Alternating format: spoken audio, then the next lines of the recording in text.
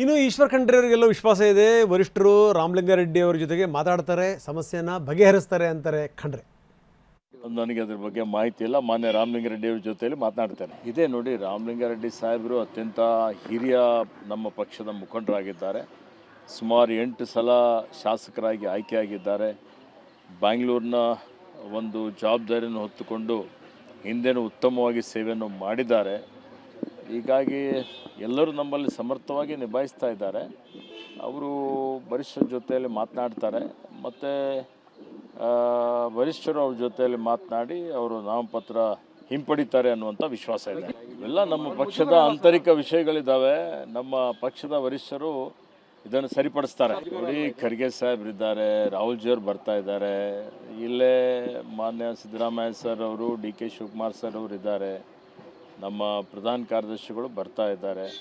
ಅವರೆಲ್ಲರೂ ಕೂಡಿ ಚರ್ಚೆ ಮಾಡಿ ಅವರಿಗೆ ಮನವೊಲಿಸ್ತಾರೆ ಅನ್ನುವಂಥ ಭರವಸೆ ಇದೆ. ನನಗೆ ಅದ್ರ ಬಗ್ಗೆ ಇದು ಈಶ್ವರ್ ಖಂಡ್ರೆ ಅವರ ಮಾತು. ಏನೇನು ಸಮಸ್ಯೆಗಳಿದ್ದಿದೆ ಆ ಸಮಸ್ಯೆಗಳನ್ನು ಪರಿಹರಿಸ್ತಾರೆ ಅನ್ನುವಂಥ ವಿಶ್ವಾಸ ಇದೆ ಅಂತಾರೆ ಈಶ್ವರ್ ಖಂಡ್ರೆ. ಒಂದು ಮಾತು ಮಾತ್ರ ಸತ್ಯ, ಏನು ಅಂದರೆ ಈ ಹಿರಿಯ ನಾಯಕರ ಸಂಖ್ಯೆ ಇದೆಯಲ್ಲ, ಅದು ಕಾಂಗ್ರೆಸ್ಸಲ್ಲಿ ತುಂಬ ಜಾಸ್ತಿ ಆ ಸಂಖ್ಯೆ. ಅದನ್ನು ನಿಭಾಯಿಸುವಂಥದ್ದು ಇದೆಯಲ್ಲ, ಒಂದು ದೊಡ್ಡ ಚಾಲೆಂಜು. ಈ ಬೇರೆ ಬೇರೆ ಯಾವ ಪಾರ್ಟಿನಲ್ಲೂ ಕೂಡ ಇಲ್ಲ ಹಿರಿಯರು ಅಷ್ಟು ದೊಡ್ಡ ಸಂಖ್ಯೆಯಲ್ಲಿ ಕಾಂಗ್ರೆಸ್ನಲ್ಲಿದ್ದಾರೆ. ಸೊ ಇವರಿಗೆ ಈ ಮುನಿಯಪ್ಪನವರಾಗಿರ್ಬೋದು, ಎಚ್ ಕೆ ಪಾಟೀಲರಾಗಿರ್ಬೋದು, ಈ ರೀತಿ ತುಂಬ ಜನ ನಾಯಕರುಗಳಿಗೆ ಇನ್ನೂ ಕೂಡ ಅಧಿಕಾರ ಬೇಕು.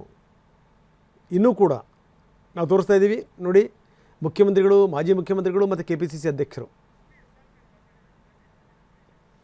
ರಾಹುಲ್ ಗಾಂಧಿಯವರನ್ನ ಬರಮಾಡ್ಕೊಂಡಿದ್ದು,